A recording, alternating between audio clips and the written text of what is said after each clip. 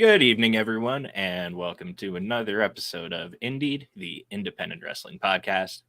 I'm Mike Hamley, here once again on Fightful Overbooked with Righteous Reg to talk some indie wrestling to you. How's it going, Reg? How you doing this week?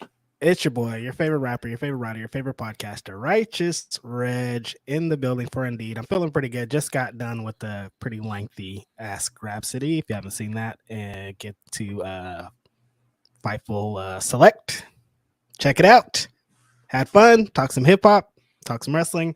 And today we are here to talk some independent wrestling. Very excited about our show today because we're talking about a crazy, amazing show that just happened. And we're going to get into that very soon. How you doing today, Mike? I'm doing really good. Speaking of Ask Rhapsody, I was just watching it before we went live here, and something you guys were talking about almost had me take a sick day.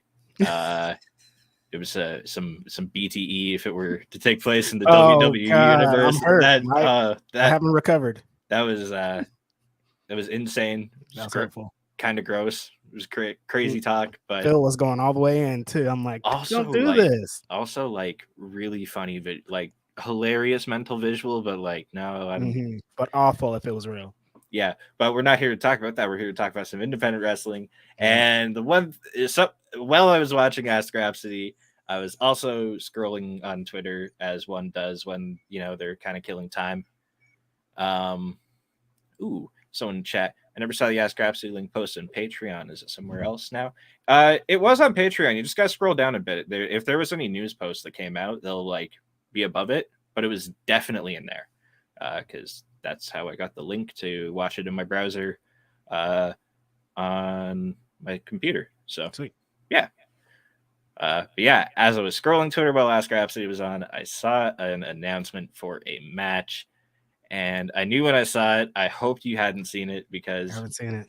If you watched last week's show, I happened to catch an announcement that happened during the show. Reg got really excited, made a fantastic noise, and it was shout out to Michael Oku. He's dope. He's dope. I'm excited about that. Yeah, thank you, Michael Oku, for clipping that and tweeting it. It was fantastic. Really cool. This one, I don't know if you're going to make the same noise, but Circle 6 has been teasing a lot of fucking wild match announcements. And this one they have coming up for March 19th at their Skirred show in LA. It will be Bobby Beverly versus Vinny Massaro. Vinny. In a Taipei death match. I thought Vinny wasn't into any of this hardcore shit. He put out a video that said he wasn't going to do none of this. This is amazing. I love Vinny in the Taipei death match. Don't do a lot of Taipei death matches in independent wrestling, in wrestling at all. Like the most famous one's probably Axel versus Ian Rotten in ECW. That's the one that always comes to my brain. But Vinny just did a promo on Circle 6 saying he wasn't going to do none of that hardcore shit. Keep him away from this. And for him to go to a Taipei death match is amazing. Looking forward to it. Vinny is doing a lot. Yeah. Speaking of Vinny, also want to, any wrestlers are watching WrestleMania weekend, Vinny is doing a very cool thing out in LA. If you're a wrestler, he's doing he's calling it a wrestling combine, essentially. Come in. Vinny's a booker for multiple wrestling companies, I've heard. So he has a lot of influence. If you want to get in front of a booker that can get you booked in some really cool places, or just get in front of, if you think you want to up your game, do whatever you needed to do, you're going to be in LA for WrestleMania weekend, possibly. Definitely respond to Vinny in the Twitter or Facebook or online or whatever, and Circle 6 and the people that are doing the things out there. It's going to be super interesting. If you're a wrestler and you got time, you definitely should check it out. Absolutely. Yeah, Vinny, I've heard he booked several promotions. Several. That was one of my favorite days on Twitter. I loved it.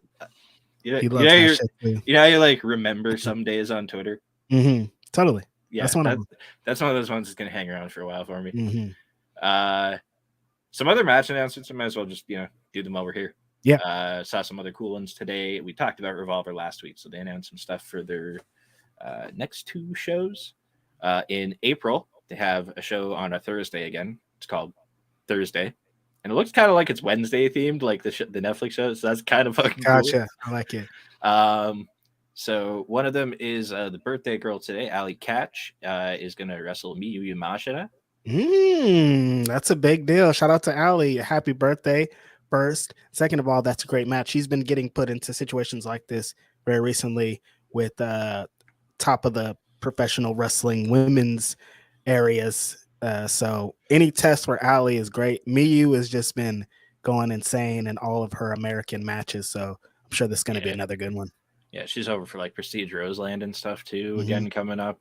I saw that. Remember we were talking about that recently, how she's like a part of the roster essentially, and here she's back. Yeah, again. she's like at Prestige all the time. She just feels like she's like from the Pacific Northwest. She's like she's an Oregon-based wrestler when she comes to America. So funny. Another one for that Thursday show is the Wrestling Revolver debut of the Bounty Hunter Brian Keith. Yes. Which let's go, baby. That's amazing. We are fans of Brian Keith here to say big the least. Fans. And then their show is Saturday, March 4th. That's another crazy weekend. That Revolution weekend. Yeah, there's a lot going on. This is in Iowa, and the show's just happening also on Saturday, March 4th. But you have the Ace and Bay Bullet Club versus the Rascals versus SGC for the Revolver tag titles. So that's a fire match. Everybody in there is Ace and Bay have been tearing it down. All the shit they've done in New Japan is insane. But the shit that they've been doing in Revolver has been super awesome. Everything's been lit. The Rascals are one of the best tag teams in the whole world. Everything that they do is amazing. Trey Miguel in Revolver is like another. I don't know why he goes so hard everywhere he goes, but it feels like in Revolver it's extra. So seeing the Rascals in the match is great. And the Second Gear Crew, anytime that they're in a match, look for something high for mats to jump off. Look for some doors. Look for some blood. It's a great recipe for a match, honestly. Yeah, they SGC and Rascals had a trios match 2 weeks ago, and last week it was my number one of my top 5. Yep, exactly. It was one of the most wildly entertaining things I've seen in a long time. SGC matches, they're really kind of classic, classic arena brawl. Like ECW. They're they're the new Jack, essentially. No music. If their music played the whole time, but you're gonna get that type of thing of like it's gonna be wild when their match comes on. No matter what promotion it is, no matter what's going on, their match is gonna be crazy.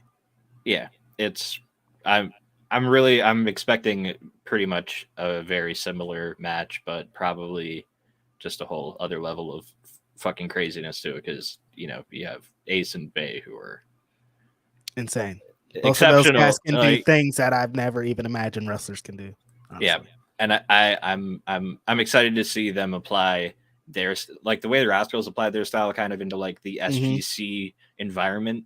I'm excited to see Ace and Bay also get to do the same thing with the same circumstances, and then also the Rascals involved as opponents too, because then there's that dynamic. That's just going to be a whole fucking crazy match. Yeah, Revolver's doing a lot of that with the match dynamics. It's been those are my favorite matches. I love Styles Clash. Totally. So fantastic. I'm looking forward to it. Should be a good show.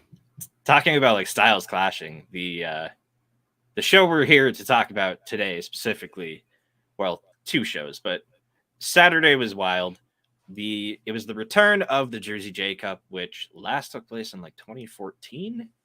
I'm not going to mention who won that one, but past winners have included Jay Lethal, Super Dragon, Low-Key, Grim Reaper, Rhett Titus, Mike Quest won it. And so GCW and JCW, they brought it back. They've resurrected the tournament, and like they're continuing the tradition of, you look at I looked at the brackets of past years to come up with that list of winners that I just Mhm. rattled off. And looking at the brackets, I'm like, there's so many people in this where I'm like, they could have won that. And that Yep. same fucking thing this year. Mhm. Like, I couldn't have predicted a winner going into it just by No, I looking didn't. at I didn't everyone was know. in it. Like, I even the winner, the eventual winner, I didn't predict that at all, and it makes a lot of sense. This is funny, Mhm. when you intro this little show we're talking about, you said something about styles clashing, and that's what I thought was super interesting about this show here is that the best part about this is nothing clash though. They all have different styles, but Yeah. everybody worked so well together. The pairings for all the matches were great, and it feels like this tournament felt important, and it feels like the wrestlers knew that and they like studied each other, and there was Mhm. all these beautiful counters to everything we know, and it's just we're gonna really get into it, but this Yeah. tournament was really great, man.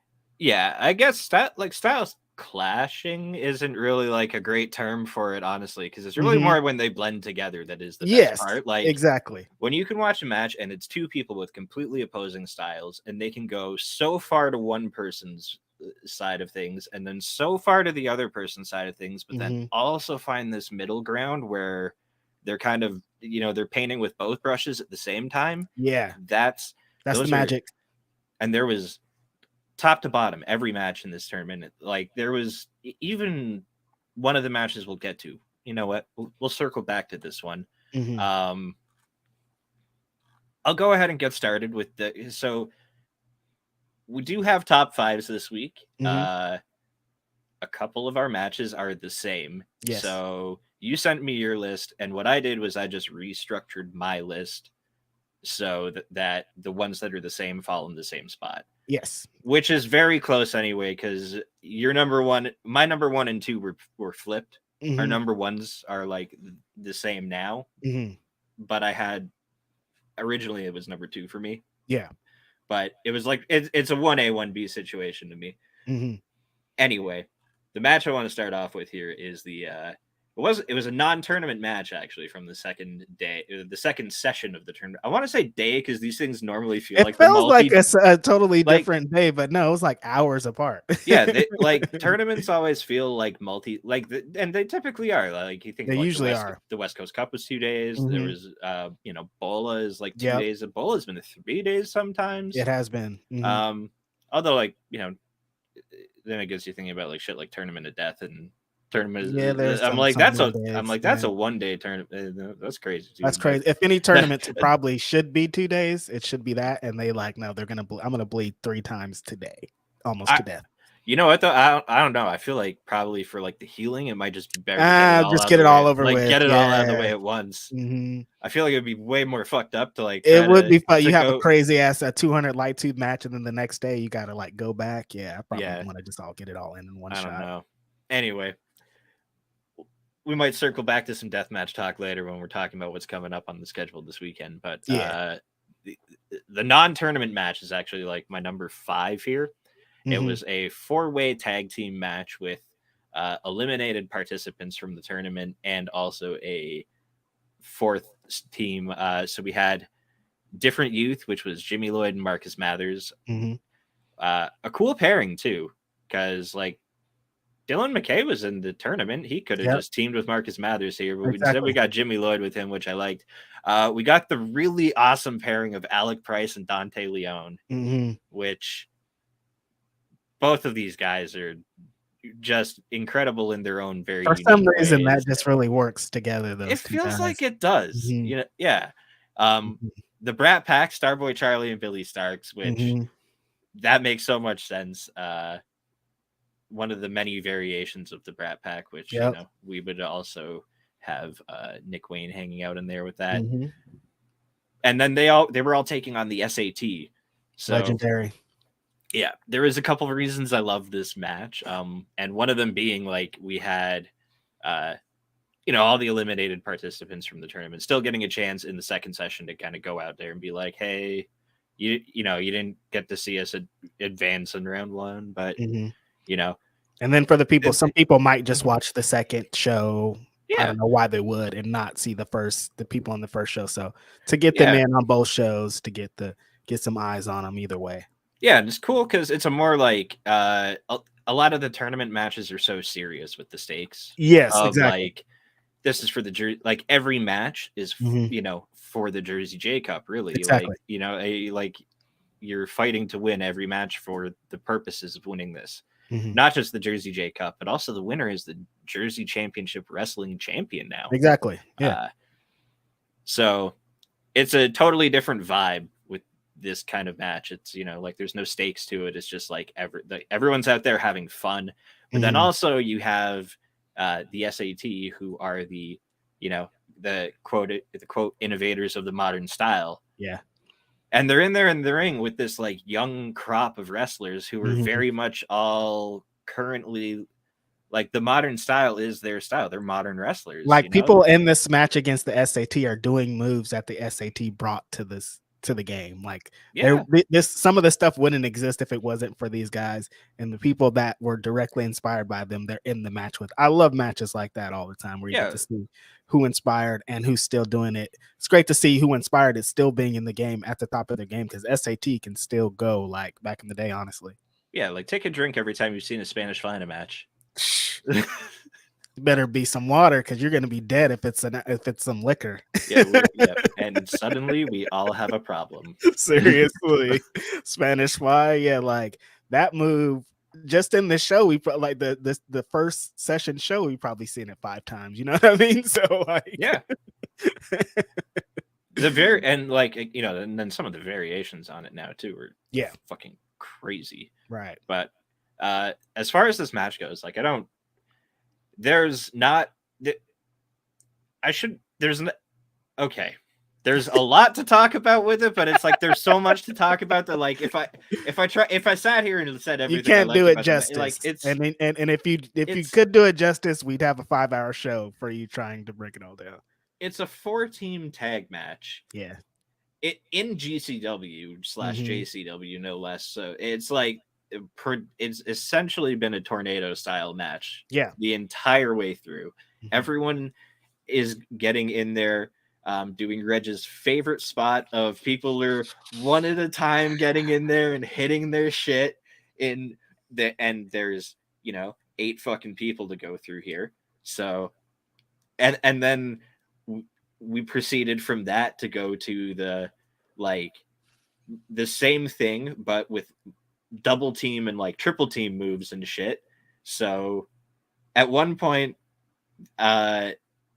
Billy Starks and Starboy Charlie had the SAT both up in electric chair, which like I'm thinking about like Jose Maximo sitting on Billy Starks' shoulders.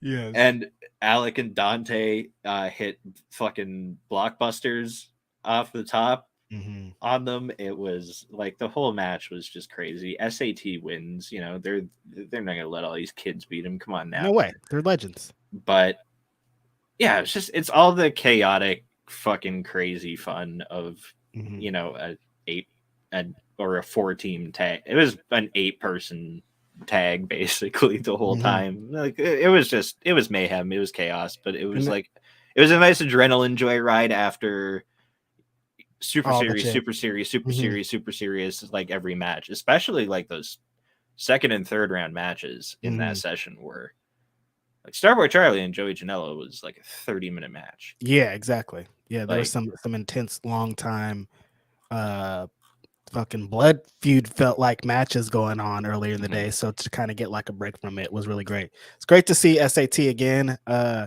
I talked a little bit about Red. Was that last week that I talked about Red? Same shit here with the SAT. Mhm. All the stuff that I talked about with Red right there in all those matches was the SAT. These guys have been innovating the wrestling game for 20 years now. They might have been a part of the other many of the other J Cups because they've been around for so long. So this is really awesome to see. I love seeing tag matches when it's a great idea to have a tag match in a tournament that's all singles matches, just to kind of have something else going on. This is a great match. Yeah. And actually, it's funny because, like, going and looking at your list now, heading into Mhm. your number 5, very similar vibes. It's exactly, yeah, along the same lines. But there was like you said earlier, there was a little bit more stakes to this because my number 5 match was oh, do you want to do before we get to that? Do you want to get to how many our new little segment here after we say Oh, what our yes. matches of the week is? What how Yes. many I do have, yeah. yes. So I have rated, we do have a rating system now here. Yes. It's indeed, you know, there's general theme happening here If you for haven't the noticed, I don't know if for the anybody has background with noticed it. Reg's pen. Yeah. So we do have a 5 scale rating system here, and I do give this 14 tag a 3.5 out of 5 pre rolls. hmm Yeah. Yes, we're rating out of pre rolls. It's Because why wouldn't we? shock. 3.5 free rolls for that tag team match. Yes, a solid eighth. Yeah.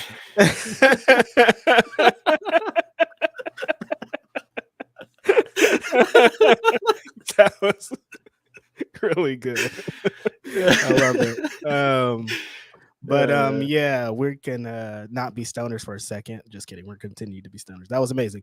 My number 5 match was the opening round scramble, which featured 6 wrestlers vying for what was the final spot of the tournament. They just put 6 guys in there instead of a one-on-one match, which featured Dylan McKay, Marcus Mathers, Yoya, Dante Leone, Cole Radrick, and how am I missing someone? Cole Radrick and It was it Jack Cartwheel? It was supposed to be Jack Hart. No, it was yeah, it supposed to was be supposed Jack to be Jack Cartwheel. It was Grim Hartwell, Reaper. but it was Grim Reaper. Yes. There you go. How could I forget Grim Past Reaper? tournament winner. He was almost one of my favorite parts of the entire match. You know, if the Grim Reaper's in a match, you know what Grim Reaper's gonna do. Especially, it's great to follow up with our new rating system with Grim Reaper because he represents exactly what it is that the ratings are. He's always gonna have a pre-roll on deck, and here was no different. Busted out his pre-roll, lit that bitch up, and this guy like if you've never seen a Grim Reaper match, like please watch it because this guy does spots with the pre-roll in his mouth. Like it's lit and he's puffing on it and he's running and he's jumping and he's kicking and he's doing springboard front flips to the outside with this joint lit and it's still lit when he hits the ground. It's amazing. It's like something you would never see before. It's a hood slam spot, but not in hood slam. You know, it's great. I love it. He should be a part of Hood Slam. Why hasn't he been a part of Hood Slam? He should be a part of Hood Slam. But yeah, this match was everything that I love about professional wrestling, as Righteous Reg would say. Supreme spot food going on here. Everybody was busting out their shit. At one point, they all start hitting top rope maneuvers. There's a shooting star press, 450 splash. Dante does his corkscrew swanton thing. Everybody's just busting out their shit. It's wild. It's breaking down. It's going crazy. This match was awesome, though. Cole Radrick ended up getting the victory, but throughout the match, he showed why he's one of the best in independent wrestling. The way that he connects his spots, the way that he has put an emphasis on being just, you know, hungry, angry, wanting to be next up on the independent wrestling best of list. He really shows it here. I liked everything about this scramble match. These guys are really fighting to earn a spot into the tournament, which is exactly what you would want to see in a match like this. It was great. It was great. Like I said, Cole Radrick got the victory, earning a spot into the next round. I gave that first round match also 3.5 out of 5 stars. Also a big eighth. Super fun match. Also kind of opposite of what's going on in this tournament because it's a scramble match, not a one-on-one match. Yeah. But they really did it. This is exactly what you would expect out of a GCW style, JCW style scramble, all that crazy shit. I feel like we're gonna have to start a counter of how many times the GCW scramble makes one of our lists. Yeah, because like I feel Pretty much every time we cover something like that, it's the scramble that does it. yeah, it's like again, like take a drink every time the GCW scramble is good. We did. Scrambles in general, I feel like I haven't seen. It's pretty rare that they don't hit. Honestly, When was the last time you watched a scramble match and you're like mid? Nah, I can't think about it. It's because they always put these like fucking crazy athletic people in there, and they're like. The best part is though, some of the wrestlers hate it so much when you when they get to the arena, it's like, oh, I gotta wrestle 5 other guys I'm in the and scramble. only get my spots in here and here. Yeah. So I understand both sides. I don't know. Maybe it's because I'm lazy, but I feel like that would be almost ideal. It's like, all right, I just got to go in there. I have about 3 minutes of not like 2 minutes of getting my shit in. 2 full minutes in the match, honestly. Yeah, I have 2 full minutes where I actually have to like get my shit in, and then the rest of the time I'm, probably I still have to take someone's shit probably at least once or twice, but like. What I'm standing outside to. A lot of times you're just on the outside. I'm just waiting to catch people. They did my favorite little spot in here to get your shit in. One person in the ring come in. Yeah. I get it. I got it. I know why it has to happen. I understand. Yeah. See, the thing is though, like, it's like I know it's coming, but like I don't know. I feel like I'm okay with it because I just know it's going to happen. I'm prepared for this. Like I know it's a pop the crowd spot, so I'm not mad at it because it works every time. Like from independent wrestling all the way up to the top, like in WWE, like that spot goes off. People love that shit. I just think it's kind of hokey and stupid, and they should figure out something else. But I know why it's there. Yeah, but the other thing too is like I think part of what you said there is the pop the crowd thing. Like for I almost guarantee like if you're there live, it's bananas. You're just sitting there going. The whole fucking time. It's back to back. Yeah, I get it. At home, it's like you because you know it's coming because you have like also it's like you have this like often very dialed back at indie shows, right? Hard cam that's like exactly. You can see everyone kind of like almost like lining up to get ready to go. Like about to be my turn. They're like they're like crouched down by the apron, like looking for their little moment. We could see you guys. Yeah, just just squatting in the corner, holding the rope. I love it. Waiting. Yeah. Independent wrestling never fails. But we love it. We love it. Consume it like fucking water. All right. Well, so we're hitting our first shared match already. Yes, we are. Number 4. Opening round match.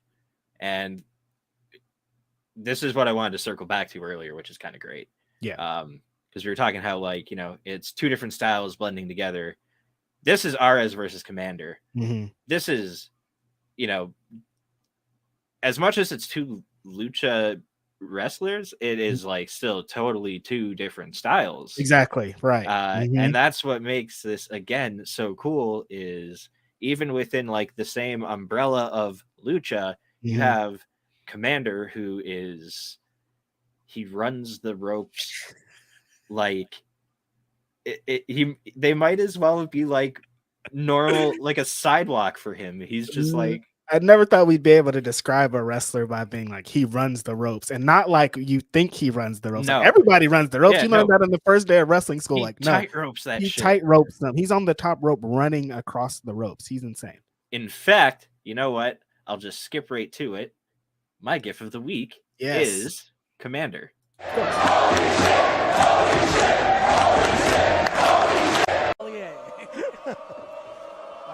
What is he thinking of now? Is he going for the? Oh my God! Look at that! Into a Phoenix. What? How do you? I don't like. Like, who do you say? Okay, I'm gonna try this, and then you try that, running the ropes, springboarding off the next rope into a Phoenix splash, all in one motion. Like if you separated the whole spots and just did one of those spots, it'd be nuts. Like if he just did the rope run, you'd be like, that's the craziest thing I've ever seen. If he just did the springboard Phoenix splash, you'd be like, that's the craziest shit I've ever seen. But he puts it all together and does it as one fucking spot. What is he human? Like, I don't understand how you could do that. Like, I don't have words for it. it's like the like the signature dish of indie, just Yeah. spot foo all over the place. Honestly. But it's again like it's a clash of these insane luchadors, both of them within their own, like within their own unique bubble of lucha, where Commander is just this crazy rope walker. He's his balance is We got to go through all the indeeds and see how many gifts of the week Commander has, because I'm pretty sure he's had leading the way right now. he's got to be like he's got to be like he's the undisputed champion of Yes. of GIF of the week by far. Mhm. But just watching him is insane. Like the way he runs the ropes, but not only running the ropes, but like just the like jumping up and down between them. It's Yeah. like it's no different than watching like Ray Phoenix or even Mhm. Vikingo. It's like Mhm. he's the shit he's doing on there is just from a It's mind completely blowing. it's from a completely different planet. And Mhm. then from an even further away galaxy is Ares. Yeah. And the way that he reminds me of no one. Yes. Like you can't compare what he does to anybody else. The way No. that he maneuvers into moves and cartwheels Mhm. into tiger drivers and shit, and like no one wrestles like the way he uses his leg to wrap around the head and spin him around into the power bombs. Nobody does shit like this. And it's funny that you say the way that you said that they're both luchadors and like, but they're like totally different. Mhm. They're like, so like you just think, oh, two Mexican wrestlers. They're probably no, they like do totally different things. And the way that Commander has use rope walk, I just like my brain can't compute that's his spot. His spot is I'm gonna walk the ropes and do a shooting star press. I'm gonna walk the ropes and do a Phoenix splash. And it's like you're not supposed to be able to do that. And that he is a premier luchador that can do that, and he still does his dives, the fucking rope run into the one that he did here, the big turnaround corkscrew moonsault in the air that the camera couldn't even catch because he got so high. It's like this guy is a generational, outstanding, crazy. You have to see this talent, honestly. Yeah, he's the king of strange style is his like moniker, and it makes absolute sense. It's just you were talking about the way he kind of like maneuvers into and out of things, and it's even when he has people in like submissions, he's like snaking in and out of moves, and then also the way he's like bending and twisting people in these extra bizarre ways while he's doing doing submissions. And then he's also kind of mastered the ropes like Commander, but instead of like running, uses them different. Yeah, he's like he just snakes in between them, in and out, it's like snake like, it's just completely, it's two different planets from like different galaxies, it's bizarre. This match really reminded me how crazy it is that we get to see these luchadors. I don't know, it's been a long time since like independent wrestling has been like a premier place for like luchadors, like the best luchadors. Like there's always been excursions, there's always been people that came over, but like to be able to see Commander, Vikingo, Bandito, Flamita, all these guys like randomly on shows with other great wrestlers, and like seeing these guys in their primes or haven't even hit their primes yet is insane. Like this is it reminds me of ECW in the fucking 90s when you would see Rey Mysterio and Psychosis and Juventud come over because they're the hottest fucking wrestlers in Mexico and then tear it down. And it's just like that now. We're seeing the hottest luchadors in the world come over and tear it up in tournaments like this. And we got places like GCW who's been bringing out incredible luchadors for years now and established them on the independent level. It's like, man, we are living in some great lucky times. And thanks to that too, like we're seeing them turn up on a lot of shows. Like West Coast Pro's got a lot of luchadors coming out now. Well, they always really have, honestly. Like but they're a promotion that regularly has lucha on their shows. But Prestige as well. We're seeing a like it feels like there's like you're seeing And Commander and Orez are actually like two of the guys that you're seeing on a lot of promotions Yeah, around they're America featured a now. lot. It's Mm-hmm. yeah, they're which is again, it's fantastic. Mm-hmm.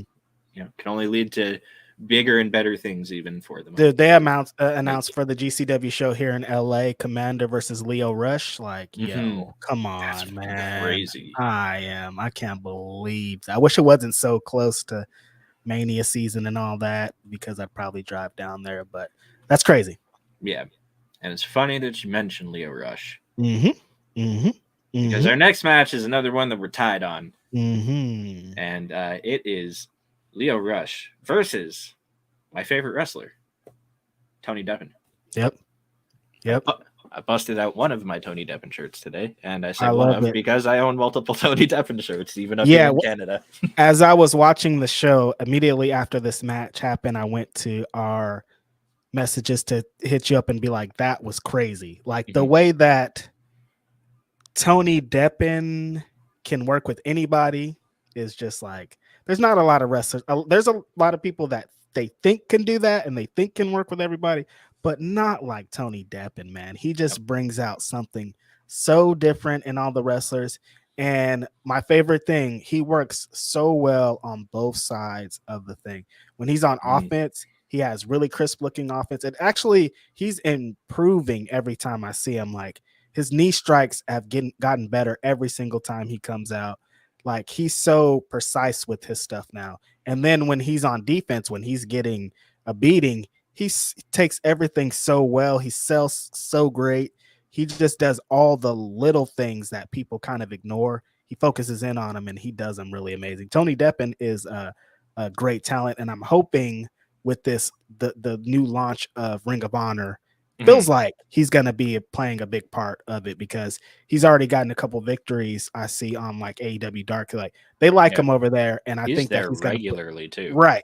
And they like him over there, so I think that he is going to play a big role in the new Ring of Honor, which I'm super excited about. Yeah, and you know what? Honestly, it's it makes sense. He is a former Ring of Honor TV champion. Exactly. And he wasn't even signed there when he won that. Exactly. Also, that's how much people really believe in this guy, man. Exactly.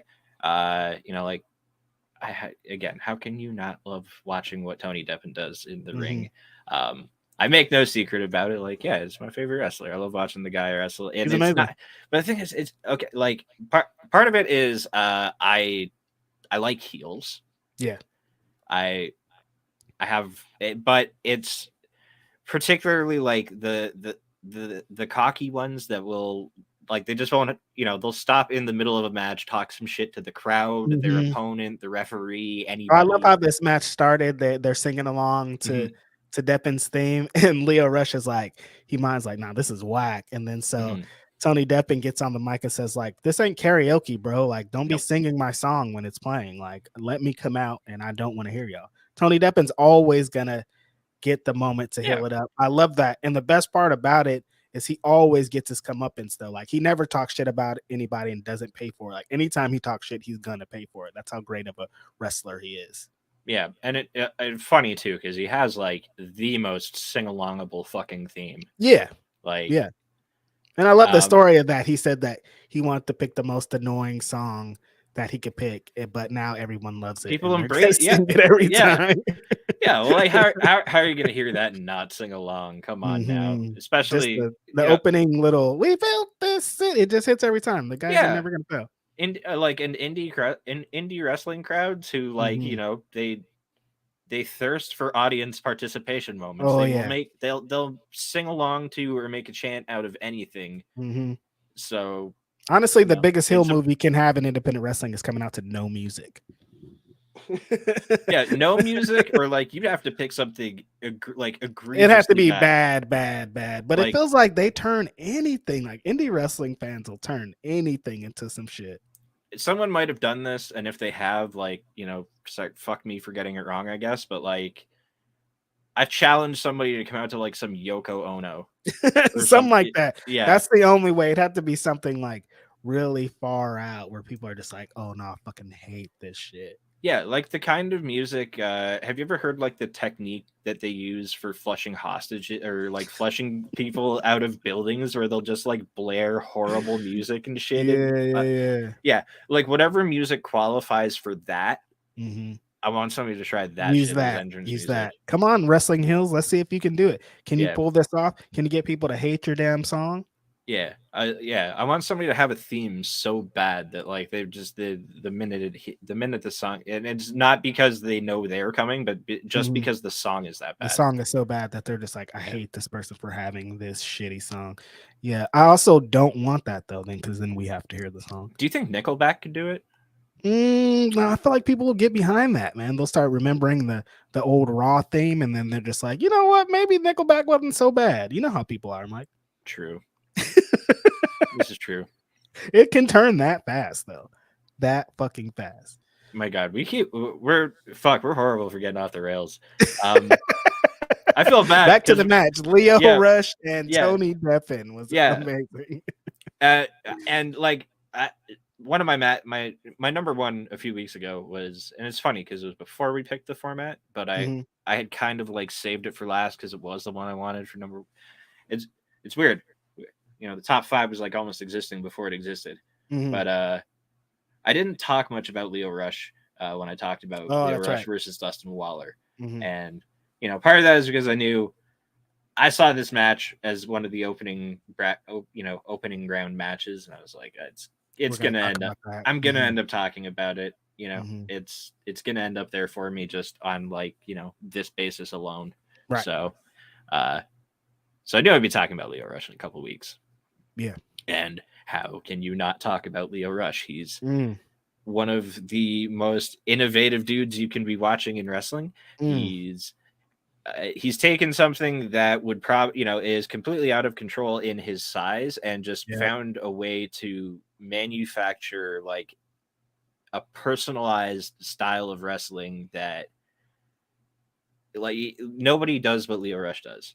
Leo Rush is bigger than life. When like he knew when he left the WWE where he wanted to go, and he continuously invested in his character. Even when he was going through injuries and all this personal shit, he was continuously investing in his character, and it's totally paid off because every show that he features on, he feels larger than life.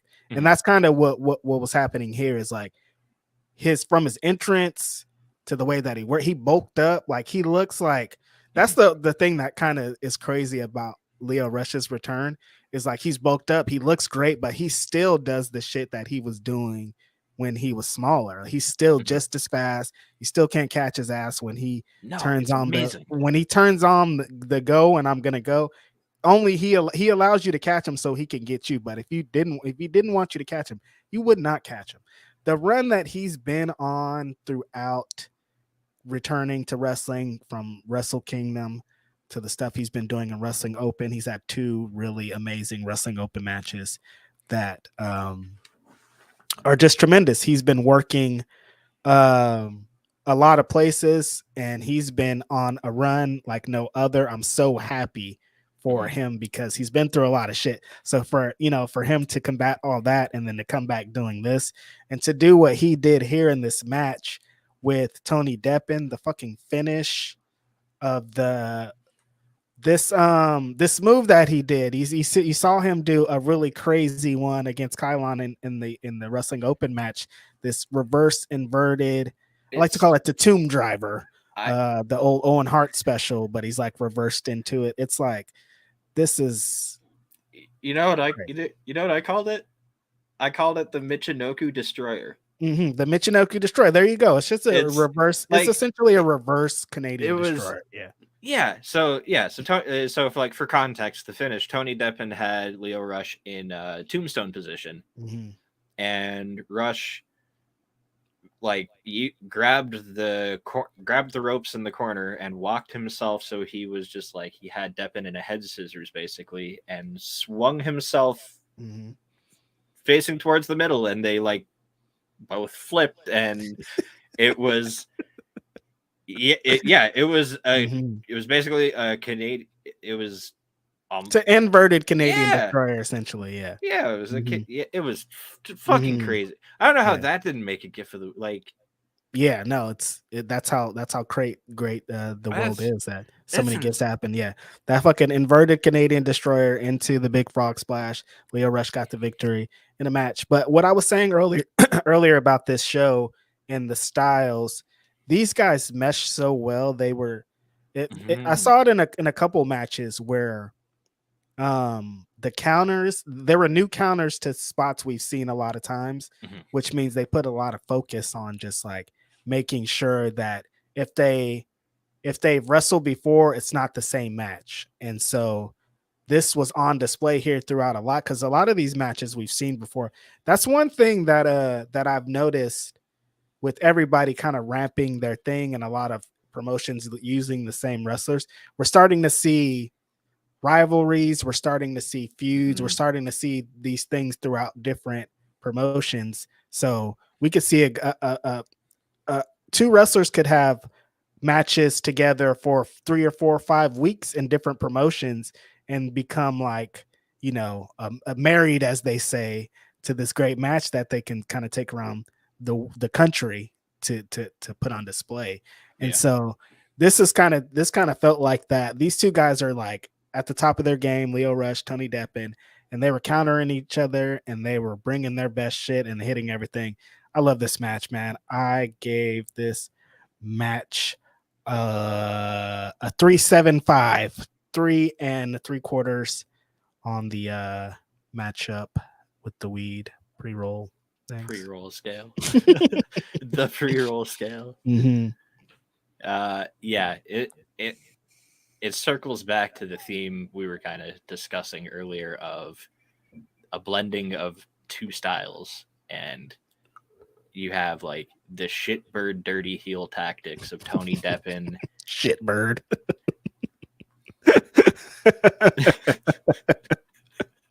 Yeah. Mm-hmm.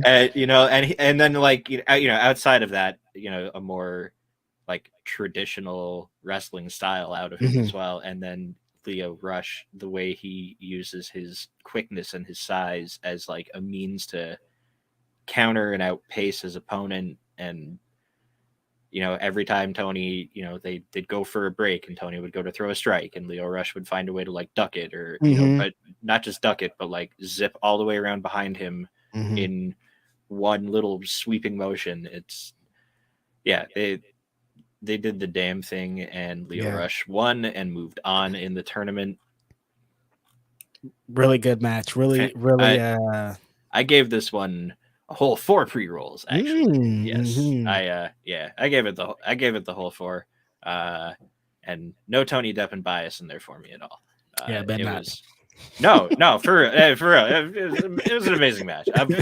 Totally. Yeah. I've like it's gonna be hard to not watch. Like if I go, like when I go to, I'm gonna watch this tournament again, Mm-hmm. and like I know that I might skip a match, but it's like I don't know if I can. Like Right. it's hard to find a match on here that's like, oh, don't skip this. Like, Mm-hmm. or I should say, it's hard to find a match on here where it's like, oh, I guess I could skip this on the replay again. It's like Mm-hmm. they feel like they're so unique, they're so replayable. There's crazy shit happening in all of them. I watch them a lot like for my own note taking in the week. I've watched them like like at least 2 or 3 times each, Mm-hmm. and I'm still catching shit like Right. on the third replay of stuff. I'm like, how did I not see this the first time it happened?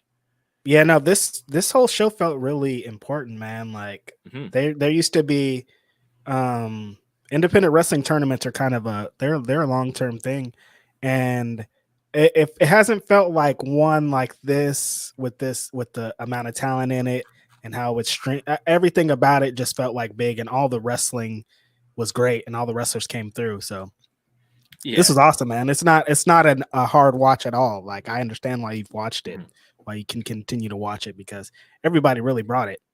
Speaking of wrestling tournaments, GCW Playing Podcast asks, how would you guys compare J Cup to Bola? Apples and oranges, honestly. Yeah. Like they both hold significant importance to their region and independent wrestling as a whole. But but like it's two different things. They're tournaments. They both feature a crazy amount of talent, but this was, we saw a lot of American-based wrestlers in this one. Bola is more like an international all-star show kind of thing. Like there's like this one, the J Cup feels more in line to what they're already doing over there at JCW and GCW. Like it's the PWG, like you said, is an all-star game for like the best in the country. Like the J Cup was essentially used to get over Jersey Championship Wrestling wrestlers at the end of the day. You know what I mean? Like, yeah, the eventual winner is like here all the time. Like this is it's different. If you look at like the past iterations of it, the tournament, even though it was completely different ownership and more than one promotion that ended up like putting the tournament on over the years, it still predominantly featured like mainly Northeast based wrestlers. Yep. If not like, at least American based, the odd Canadian, and now the odd Canadian, Speedball Mike Bailey's in here. We're going to get to him. Yep. Yeah, actually, you know what? We're going to get to him now because we're talking about my number 2. My number 2 match is the finals match. It's like it's more like a 1B, or 1A. Yeah. I don't know. I could go back and forth with this in my number 1, but Jordan Oliver versus Speedball Mike Bailey in the finals of the tournament. What a fucking insane match. Congratulations to the JCW champion and the winner of the Jersey J Cup. Well deserved. The East Coast A's, Big Breakfast, Jordan Oliver. Makes a lot of sense.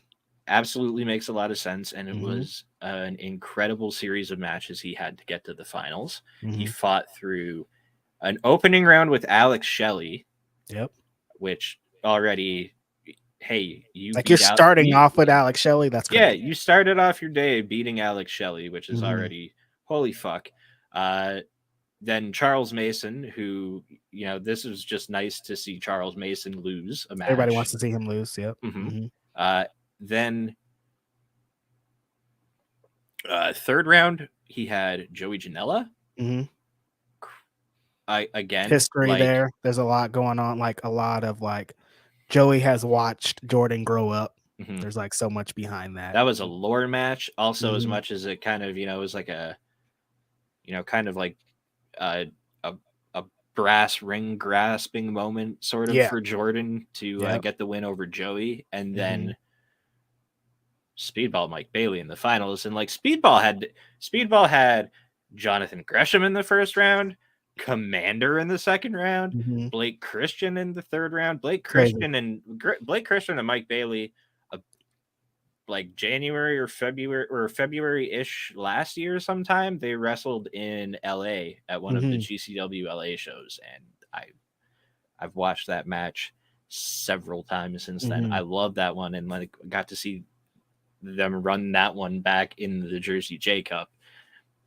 But yeah, Jordan Oliver, like, he is just watching his trajectory over the last couple of years in particular has been phenomenal. And for me, something that really sticks out is in December 2021, he had a no rope barbed wire match with Atticus Kogar at a GCW show in LA.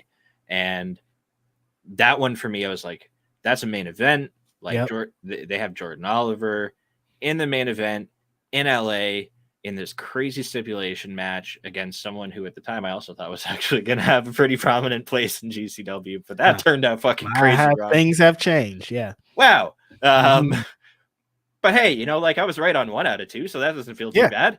Yeah. But like, it felt like, there I was like, all right, I feel like as 2023 progresses, we're going to see Jordan Oliver or 2022 progresses. Sorry. I was like, I feel like we're going to see Jordan Oliver start getting a lot of these bigger matches and moments and like victories over like meaningful like opponents. Not that like every, victories are meaningful, all your matches are meaningful, but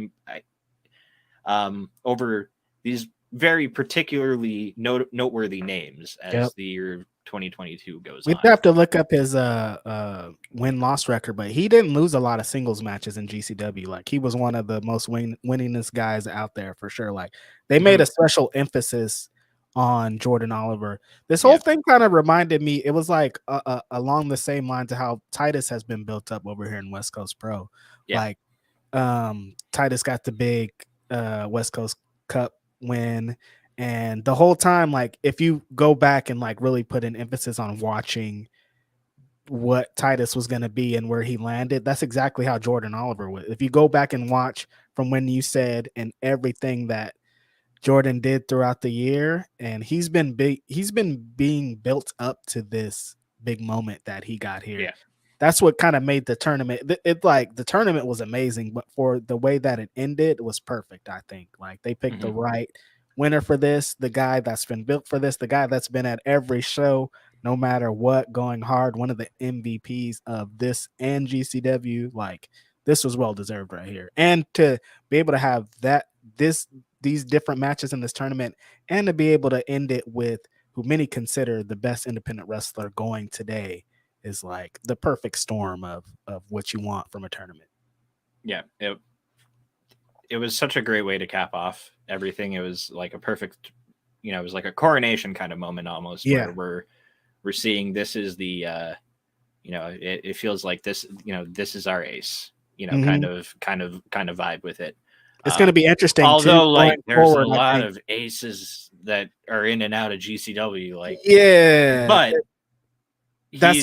I'm interested to see. He is the East Coast ace, so going forward, how they like, are they going to tie in the championship with GCW? Is it going to be like, you're the man over here, now you're number one contender over here? Like, it's going to be super great, and it's going to be great to see Jordan Oliver as the number one person in the company being able to main event as the champion and seeing what he's going to do. This is great. And and the other thing too is like GCW, a lot, as much as they are the like kind of like the the black and gold NXT almost of GCW, I guess. It's, if you see some of the names that come through JCW still, like, they don't, it's not just all like, it's not just all young wrestlers that are, that they're trying to make, more familiar names with. It's, it is, but it's also kind of that, almost like that West Coast Pro mentality, or like booking style, really, where it's like you have these young, hungry, talented up and comers that are, starting to get some traction and a name behind themselves, and we're bringing in all these ridiculous names, and they're having these fucking crazy matches with them. That's what's great that they have like the partnership with GCW, is because GCW gives you the big dream match, main event style shit, and then JCW also will give you that, but they put an emphasis on the younger people, the people that are next up against the people that are already up there. It's great. It's a great partnership. Perfect example of it, actually. The Great American Birthday Bash, Cole Radrick versus Konosuke Takeshita. Yes, perfect. That match banged. That match was crazy. Yeah, not to mention that, like, that led to Takeshita using one of Cole Radrick's moves, Little Sebastian's Curse. I don't know what he calls it, or if he, but still, it's like that. Where else are you going to find that at? It's amazing.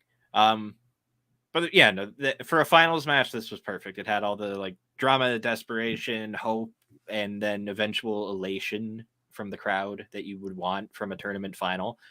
Both wrestlers fought insane fields to get through to the finals of the tournament. Both of them came in with, Jordan was, he had an arm injury from early on in the tournament that just progressively got worse. Same with Speedball and the leg. And, as the match goes on, they're both just trying to survive and outlast their opponent and eke out the victory. And then we finally, we got the crowning moment for Jordan Oliver at the end of it. Insane local, almost hometown. He's from New York. They're in New Jersey. It's basically the same state, or so I've heard. Jordan gets the big victory in what, it kind of, he takes the crown for JCW. He's their champion. He wins the Jersey J Cup. Everyone's going nuts. You get goosebumps down your arms. It's a feel good, happy moment. I give it 4 out of 5 pre-rolls. Mm-hmm. Or sorry, 4.5 out of 5. I had it written down here, and I kind of 4.5 out of 5 of pre-rolls. Yeah, really good match. Yep. Really great moment. Shout out to Jordan Oliver. I'm sure he's going to be a great JCW champion. It's going to be great for the future. My number 2 match of the week featured Joey Janela, also against somebody that I've seen come up as a young boy, Starboy Charlie. I wanted to talk about this match. 1, because it's a really great match. And 2, because I wanted to talk about the rise of Starboy Charlie and how cool this is to see him in this tournament. Imagine going to West Coast Pro shows for years and seeing a young 15, 16-year-old kid make his way up the ranks, starting in the first matches of the show as the young guy just trying to get his way through, to becoming one of the premier wrestlers in West Coast Pro, becoming one of the best representations of what the future of what everything West Coast Pros represents. So to see him here in this big giant tournament, one of the best tournaments that we've had in a long time, everybody's stepping up their shit, trying to be the number one person, to see him here in a big spot against Joey Janela, and then to see what happened in the match is just amazing. I love seeing the transition of any wrestler from beginning to where they are, and he's still so young, a young guy, not even close to his prime. These young wrestlers are just like, it's crazy. We talk about it all the time. Starboy, Billy, Leon, Nick, like all these people are just amazing. But this match, man.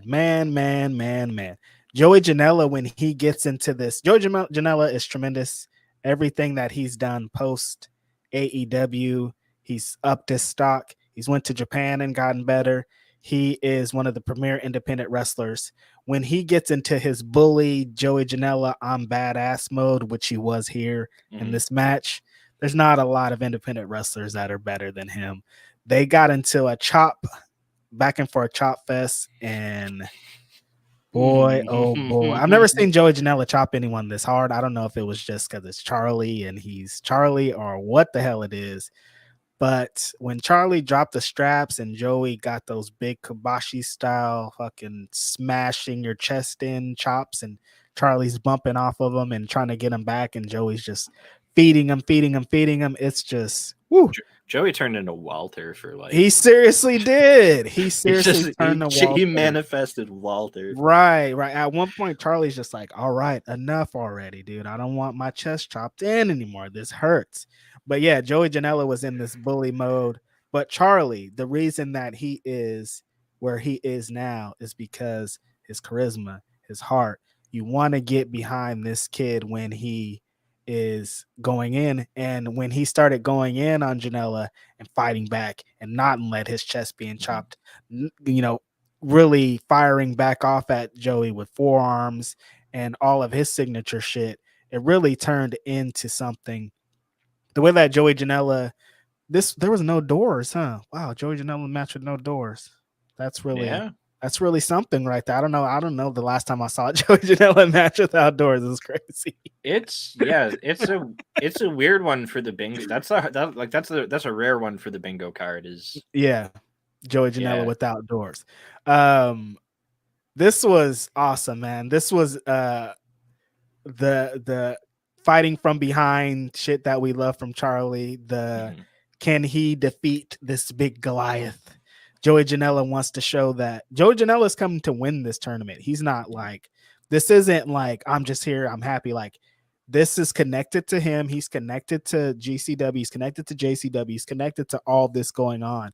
And he wants to be the J Cup winner of 2023. He wants those accolades. He wants to carry around that cup. He wants that belt more than anything. Like, you don't like, he's here to win this match. And so I really just love this match a lot. That's why I had it as my number 2 match. Charlie took a beating Joey Janela lariated him in his face at one point, just destroyed, Fucking killed him. just destroyed Shit. Starboy. One point, Joey Janela got Starboy up in the gory special. Starboy reverses the gory special into La Mystica. That's just like beautiful, beautiful work. But the most disgusting, vile, crazy spot of this match, they're both on the apron. Joey Janela hits Starboy Charlie with one of the nastiest package pile drivers you will ever see. Charlie's neck, like, I don't know how he survived the match, but it was dangerous and nasty and awesome and cool, and we love to see it. That was the end of the match. Like, you could have counted to 100 after that on apron package pile driver. Joey Janela got the victory. Starboy Charlie showed everybody why he should be in this tournament. This is in a tournament, you want a match like this to kind of cement everything that's happening and to all the different styles of the match, all the different styles of matches throughout the tournament. This one really complemented everything. I thought it was great. I thought both guys were great on both sides. I gave this one 4 pre-rolls. Awesome match. Yeah, and the thing about it is too, I can very easily see this being a match that they come back to down the road, and Charlie gets a very well fought victory over Joey Janela. Exactly. And you know what? Joey Janela is definitely like that. That's climbing a rung on a ladder almost. You know, it is. If you're in GCW or JCW, you can get a win over Janela. Look what it did for Sawyer Wreck. Exactly. Yeah. Like it's not like a. He doesn't lose a lot of matches. It's not like a expression or anything. Like actually, like that it does something. Yeah. It says something. Totally. Yeah, crazy match. I loved it. Joey Janela for world champion in GCW. Yeah, we're campaigning hard here. Bring it back, bro. Like it's an agenda. I know Nick Gage got a couple of matches coming up. He has one with Speedball coming up and all these different world title matches. But the next GCW world champion needs to be Joey Janela. Yeah, it's actually funny you mentioned. We'll talk about it later because it's in the preview for this weekend anyway. But let's get to our number 1. Yes. We just mentioned his name again. Speedball Mike Bailey. He was your number 1 and number 2. He was in my number 1 and number 2. And I didn't mean to do it. I didn't even realize I did it until you just pointed it out now. I was just like... And mind you, as my number 2, I'm, kind of made it a point to not talk much about him there. Mm-hmm. I was more about I wanted to give that all to Jordan because... This tournament, it's a big moment. This tournament was, it was Jordan's tournament. Mm-hmm. But like this match, this main event of session 1, dude, and it's something you mentioned earlier about how something we see a lot because of the talent pool that's available for all these independent shows is we're starting to see guys have repeat matches against each other and build up like these rivalries or these feuds or even just this like familiarity in the ring where every match just gets that added layer of extra shit on top of it and it just gets better and better and better. It's almost like it's like a better version of wrestling a guy 20 times in a month on a house show loop. You gotta do me like this, Mike. Come on.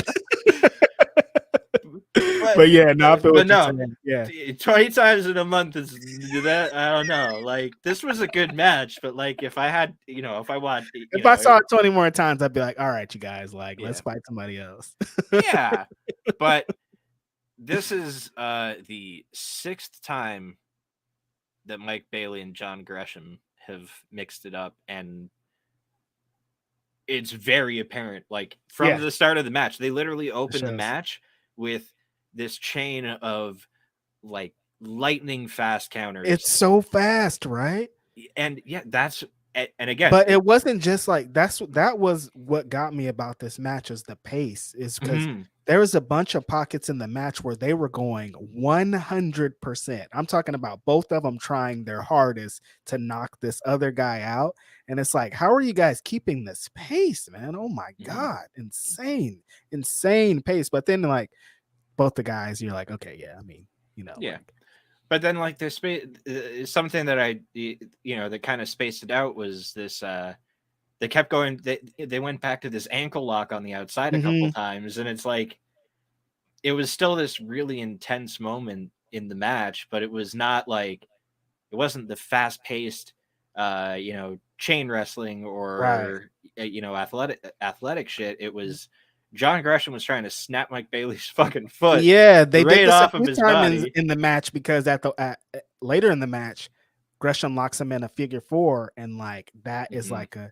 like the way Yeah. that they sold that for a couple minutes, like it's masterful storytelling. Oh, there's that word. I can't believe I just And said that out loud. and Wow. this this is I mentioned talking about the Jordan Oliver and Mike Bailey match that Hmm. in the finals they're both coming in carrying these injuries from earlier in the tournament. Yeah. Mike Bailey still coming the finals, he's this established the leg injury that he's carried through the entire tournament.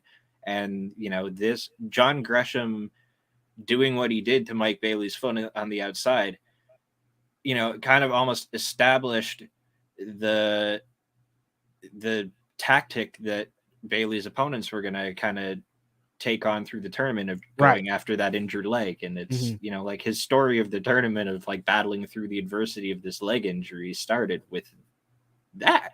Yeah. We have to talk to someone on this show very soon who has been inside of a match with Mike Bailey, because these kicks, Mike, like I need to know, I have to hear what they feel like to be on the receiving end of having your chest, your stomach, your head, all these things caved in by Speedball Mike Bailey, which looks like some brutal strikes. There's a lot of back and forth in this match with Gresham hitting elbow, Speedball comes back with the kick, and they just back and forth, back and forth, back and forth, and they look so fucking brutal. Speedball's kicks are just like destroying John Gresham, what it looks like. And so they spent a good point of this match just trying to knock each other out, which was awesome. But then there was also a bunch of really slick counters. Both guys busted out all of the shit in their arsenal to try to take down the other guy. The fucking forearms that Gresham would hit Bailey with as he's like sitting up or barely getting up or on his way down were insane. The one spot in the match where Gresham gets Speedball to the outside, hits the tope, throws him back in, but then Speedball immediately reverses Gresham back out and hits the outside. He moonsault like all in one crazy motion. Is just like, this is professional wrestling at its fucking finest, man. I love, like I mentioned the ankle lock on the outside earlier, but the desperation from Bailey to get out of it, where he's like holding onto the apron and at 1 foot hopping while Gresham's just behind him, like kind of like almost like dog walking him with this ankle lock around the ring. But then Bailey climbed up onto the apron and tried to get back in, and Gresham gets up on the apron and is just doing it on the apron, and eventually lets it go, gets in the ring, and then slingshots Bailey, like that does the slingshot, pullover, right? and catches the foot out of midair and just Yeah. fucking holds on. I'm probably gonna watch it again sometime this weekend. This match was like, it's crazy that this was the first round, because that could have been like the last match of the whole show. They really brought everything together. Jonathan Gresham it's been said a million times, legit one of the best wrestlers in the whole world. It was on display here. I'm sad we haven't gotten that Bryan Danielson match, because if this, like, Bryan Danielson on the other side of what's going on here, Jonathan Gresham is 100% who he wants to be, a bad motherfucker, man. But Speedball Mike Bailey, he just can't be, can't be beat, man. Yeah, bad boy. It's two wrestlers who are in the best in the world caliber, and they spent an entire match just explaining to everyone with their work why they considered that.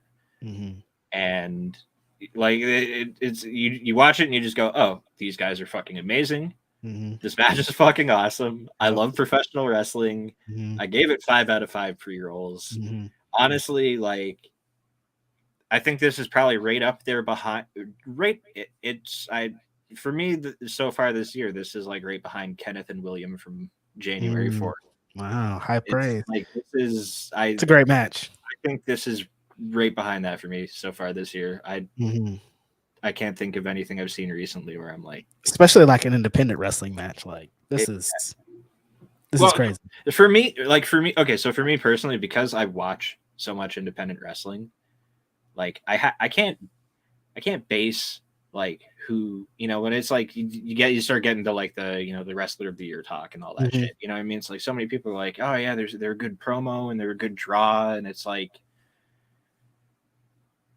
for the amount of independent wrestling I watch, it's like I'm not out here expecting, like, I don't mind a good promo when it happens, but like I'm not looking for independent wrestling for that. Yeah, I'm not even gonna hear one from 75% of the people that I'm enjoying watching. Like, honestly, it's not their thing. It's not something they do on, at least on like on the indie shows. It's only the people that like really do it and really put an emphasis on it that like we see their promos even, Yeah, so for me, it's like when I think about, like wrestler of the year, match of the year kind of stuff like that, it's like I have to kind of take all those things that would, you would probably want to apply to like someone on TV, and I just have to throw them like out the window. Like they're non-criteria for me. Right. It's like everything, it's literally what I see in the ring is like that's it.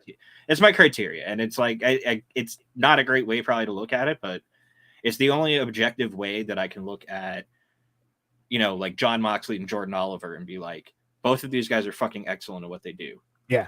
You know what I mean? There's like that's the only way to put them on the same plane is like, and like, disclaimer, I'm not saying John Moxley, Jordan Oliver and John Moxley, like, but like I have to.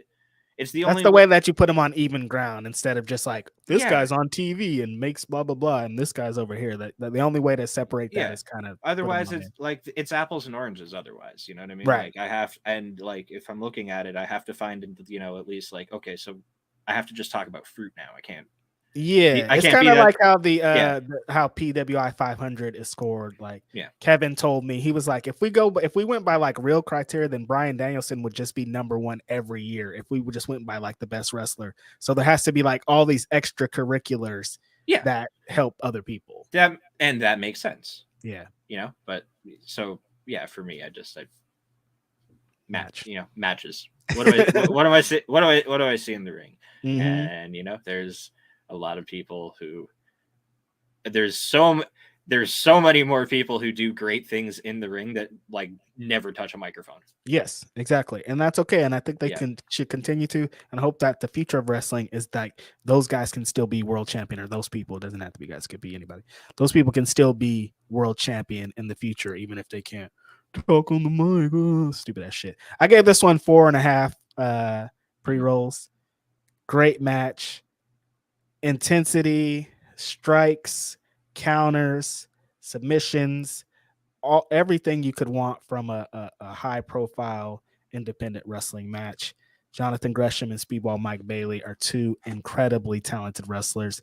Can't find a lot of guys better than these. Like Mike said, this is the 6th time that they wrestled each other, and it shows in a good way. Like, it's like, damn, like the counters to the counters to the counters is like beautiful. Striking was on point. The commentary was great. Shout out to Dave Prazak. He just called the whole show, calls all the shows. He's an incredibly talented wrestling commentator, Hall of Famer.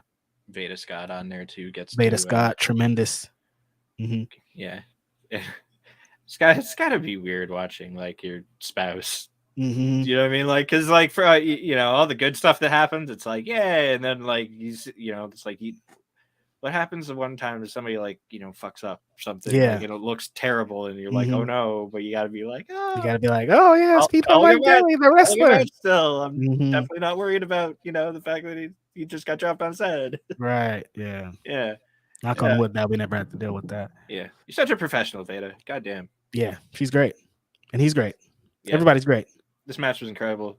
The first match to get the distinction of being the dual number one for both of our lists, and first match makes sense. I'm not shocked. Yeah, watch this match. Watch this show. I'm sure this is going to continue. Earlier, the question asked about the Super J or the J Cup and the Bola. It really all comes down to fucking streaming. If Bola was streamed live and we didn't have to wait a year to watch it, it'd probably be higher up on people's list. It's dropped a little bit because wrestling doesn't move like it used to when it was the hottest independent wrestling tournament. Now it's like there's a 4 or 5 in the year that are hot. So it's and in the end, it's just all about wrestlers getting what they deserved and having good matches in dope places. So we're winning. Speaking of crazy shit that you can watch, let's get to well, actually, you know what? Speaking of crazy shit that you can watch, he wasn't in any of our matches of the week. Oh, my gift of the week! I forgot. I can't. Reg has a gift of the week this week too. My gift of the week wasn't a part of this show. That's why we almost forgot about it. But if you know me, if you know anything about me, my gift of the week, if you've been on the internet, you know what my gift of the week is. Anytime Vikingo is in any place, he's probably going to be my gift of the week. I'm probably going to have to make it a conscious effort to not watch any of his clips because I'm just going to be like that one. Like there was 5 clips that he did over the weekend that could have been it. But this one is just like so absurd. It's one I haven't seen him do before that I was like, I have to put this in there. So gift of the week is Vikingo versus is Gringo Loco in there, of course, as always. And yeah, I'll just let the clip speak for itself.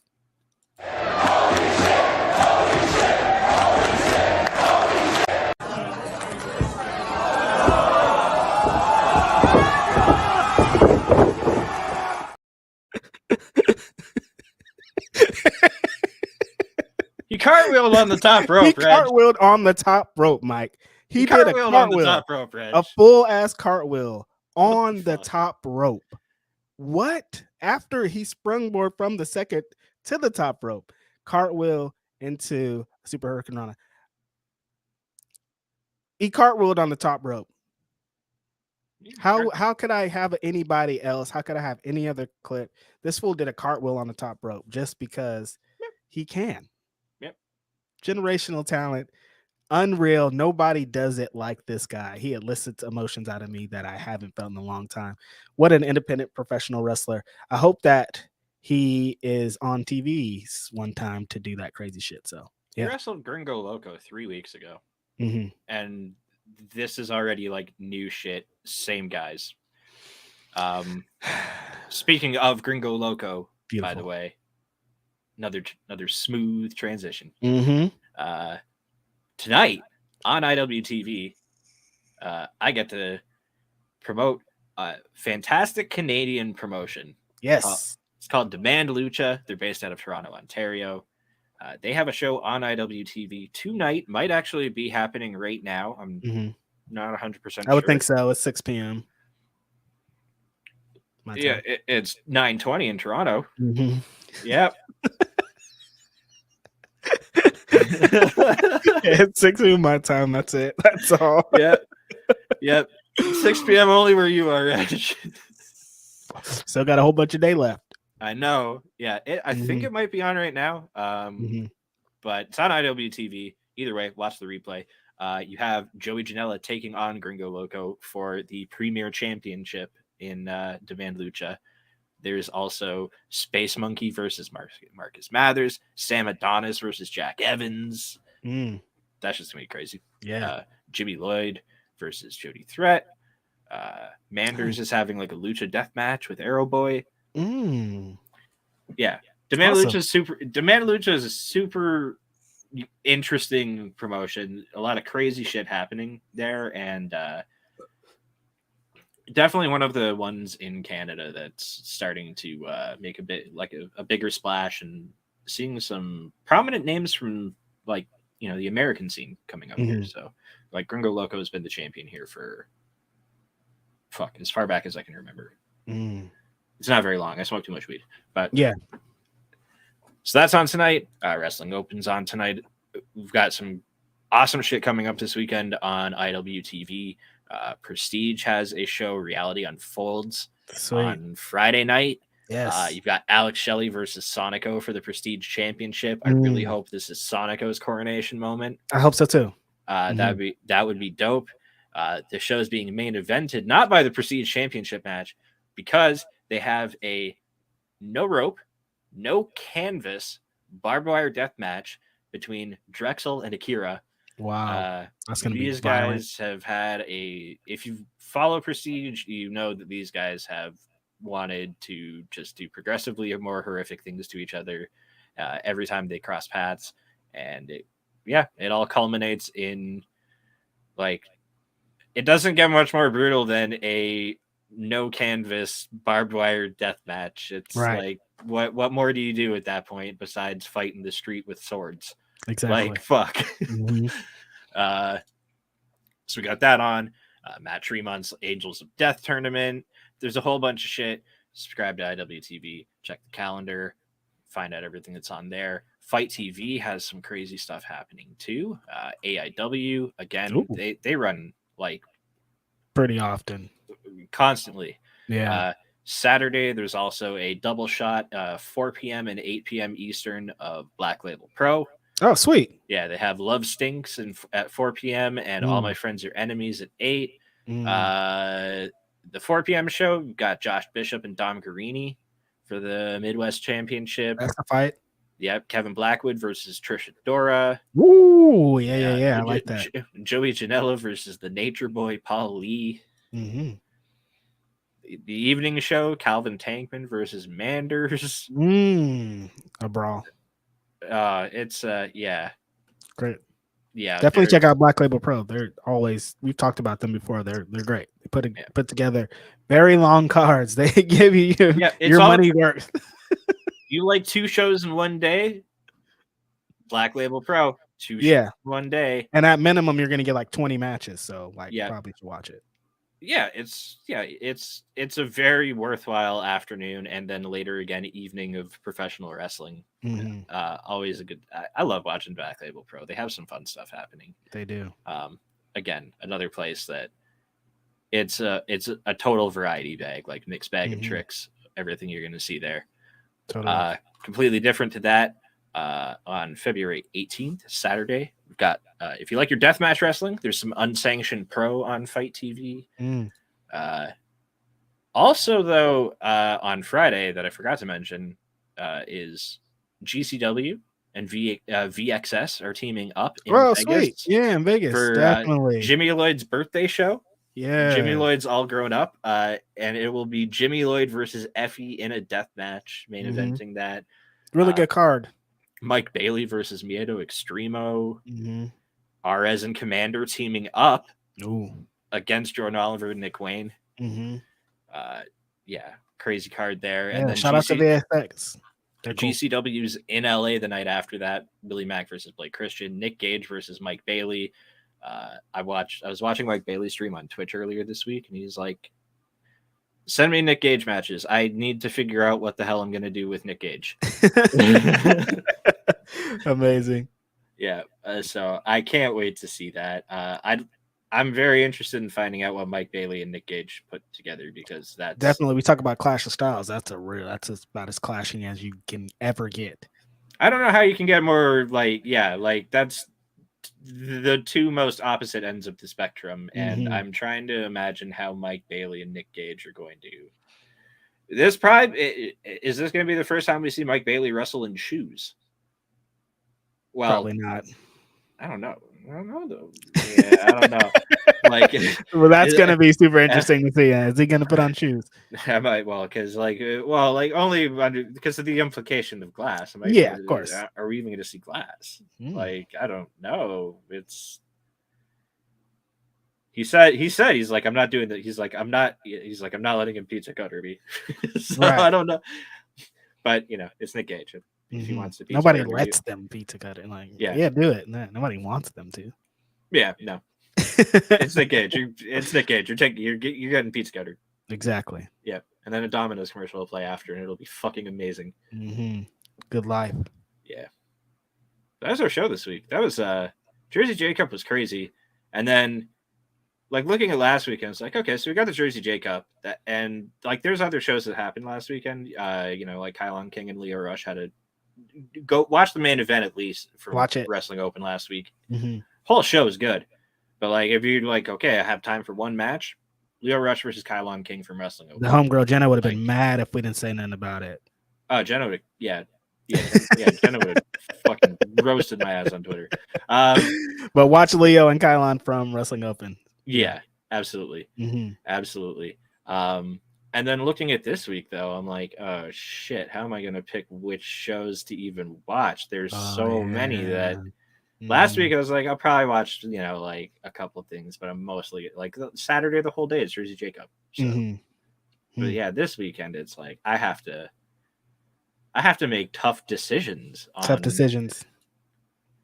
Like it's great, like I want to watch this Jamie Lloyd show, but I also want to watch the Prestige show, and I'm already like not. And then like Saturday, it's like I want to watch Black Label Pro and GCW, and I want to watch, like. Damn, that's a lot. And I want to watch the Matt Tremont Angels of Death. It's like women's deathmatch tournament. I want to see all that shit. All of it. It's a good weekend for wrestling. Yeah, and all that's across the board. Yeah, that Angels of Death. That Angels of Death tournament is like, go look at the fucking card for that. Shit's insane. But yeah, it's gonna be a great weekend. So get out there, watch your indie wrestling. Go check if there's tickets available for any of these shows. There's so much insane shit happening. Yeah, if you're in the area, every event that we described here there's going to be all over the place. So definitely look up your local independent wrestling shit and go to a local show, because that's how you really support a wrestling company, is by giving them a little bit of dollars. Yep. And even if you can't make it out to a show, you still want to support your wrestlers, go check out their social media pages, find their merch links. A lot of them have merch stores. You can, order yourself some shirts, when you live too far away to see these people on a regular basis, or you might not even get to see them for a year or two. You can still support them and also rock their merch and tell when all your friends ask about them, you can recommend all these cool matches and stuff. Exactly. That you would find out about here on Indeed every Thursday.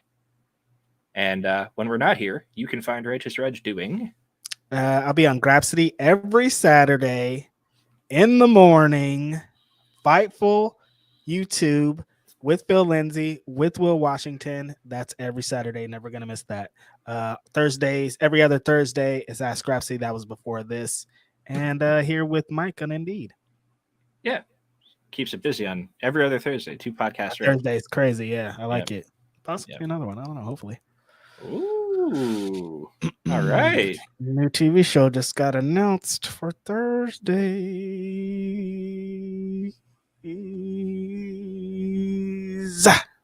Yeah. True.